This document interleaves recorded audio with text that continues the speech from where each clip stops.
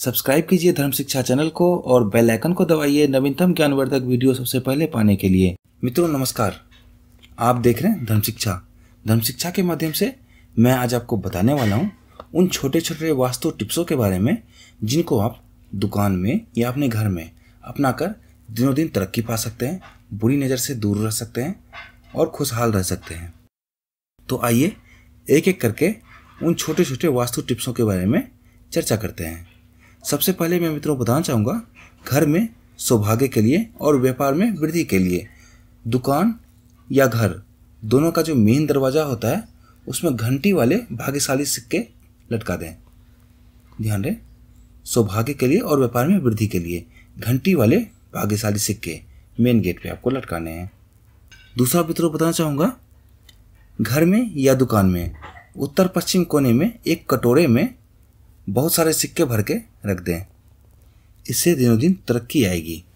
उसके बाद मित्रों बताना चाहूँगा, तांबे के बर्तन में कभी भी दूध ना पिएं।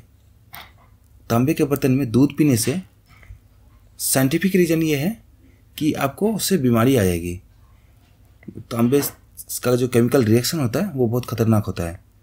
तो दूध नहीं पिएं, बाकी पानी पी सकते हैं तांबे के लोटे में, तांबे के बर्तन में, और इससे दरिद्रता आती है।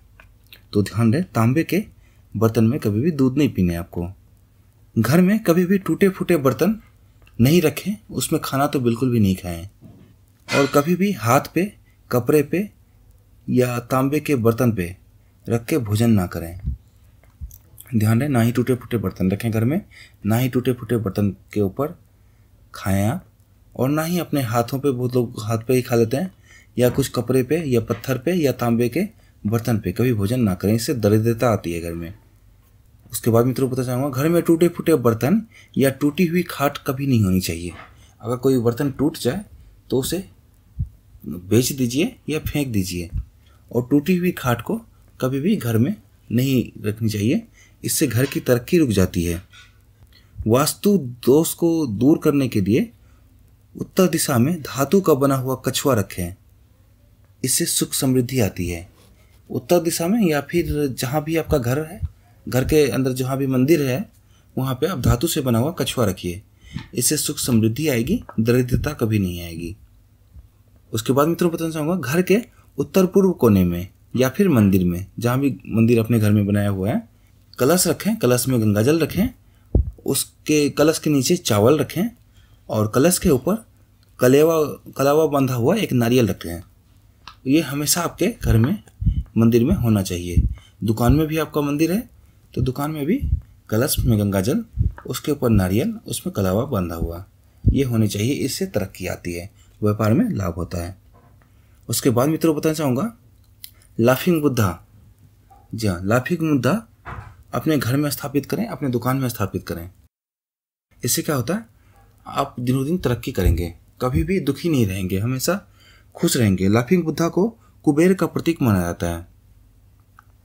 तो लाफिंग बुद्धा को अपने दुकान में या अपने घर में जरूर रखें, और कोशिश करें कि अगर वो लाफिंग बुद्धा किसी के द्वारा गिफ्ट दिया हुआ, उपहार दिया हुआ हो, तो और भी ज़्यादा बेहतर है। अब खुद के खरीद के लगाने से बेहतर है कि कोई अगर आपको उपहार में देता है तो वो रखें, तो वो ज़्यादा फल देता है। उसके बाद मित्रों बताना चाहूँगा, घर में नवरत्नों का पेड़ लगाने से घर की सुंदरता तो बढ़ती ही है, साथ ही सकारात्मक ऊर्जा आती है, तरक्की आती है। तो ध्यान रहे, घर में नवरत्नों का पेड़ जरूर लगाएं।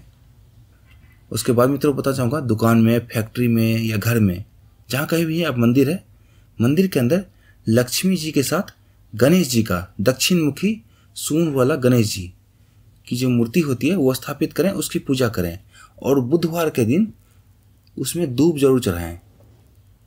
गणेश जी को घास पसंद है, दूब वो जरूर चढ़ाएं। उससे हमेशा सौभाग्य मिलेगा आपको, तरक्की बनी रहेगी, कभी भी दरिद्रता नहीं आएगी। एक बार मैं फिर से रिपीट कर देता हूँ, दक्षिण मुखी सूंड वाले गणेश जी की प्रतिमा, जिसमें कि लक्ष्मी जी भी उनके साथ हो, ऐसी प्रतिमा आपको लगानी है। उसके बाद मित्रों बताना चाहूँगा, श्री यंत्र जो होता है, आपने देखा होगा कई बार, श्री यंत्र जो होता है उसे अपने पूजा घर में जरूर रखें। इससे सौभाग्य आता है और हमेशा सब कुछ शुभ होता है। उसके बाद मित्रों बताना चाहूँगा, घर के मुख्य द्वार के बगल में, मुख्य द्वार पे सिंदूर से स्वास्तिक का चिन्ह बनाएं।